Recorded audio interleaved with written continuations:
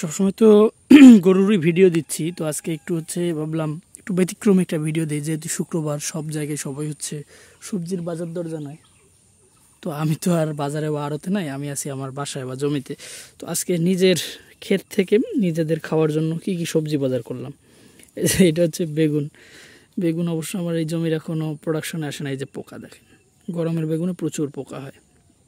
তো যাই হোক, এই সবজির মধ্যে এটা চলে যাবে, খাওয়া যাবে। এই যে বরবটি উঠাইলাম, বরবটি।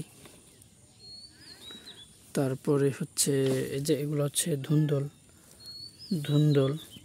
এগুলো হচ্ছে যে পুঁই শাক, যে একটু কলমি শাক উঠাই নিলাম আর কি। এই যে কলমি শাক এখানে আরও আছে, যে এগুলো হচ্ছে গরুর ঘাস। আর এদিকে হচ্ছে পুঁই শাক অনেক আগে লাগাইছিলাম, এখন এই দেখেন ছিটে ছিটে দাগ হয়েছে। এটাকে বলে পার্পল ব্লস, পার্পল ব্লস কিনা মরিচে যেটা হয়। যাই হোক, এটা হচ্ছে ছত্রাকের আক্রমণে হয় আর কি। তো এটার জন্য কপার অক্সিক্লোরাইড অথবা ম্যানকোজেব গ্রুপের কীটনাশক ভালো কাজ করে। বায়োশিল্ড আছে ইস্পাহানের, ওইটাও দেওয়া যায়।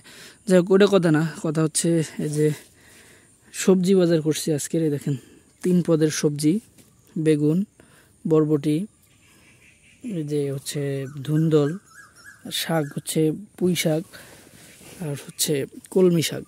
সবচেয়ে বড় কথা, পরিমাণে হয়তো বা দেখতেছেন খুবই সামান্য, কিন্তু হচ্ছে এগুলো একদম গার্ডেন ফ্রেশ। এই যে মাত্র উঠাইলাম, এই দেখেন এখনও আটা বের হচ্ছে, এখান থেকে রস বের হচ্ছে। এই যে, তো এইটা হচ্ছে সবচেয়ে গুরুত্বপূর্ণ দিক। এই দেখেন পুঁই শাকের ডগাটা দেখেন কি পরিমাণ সতেজ।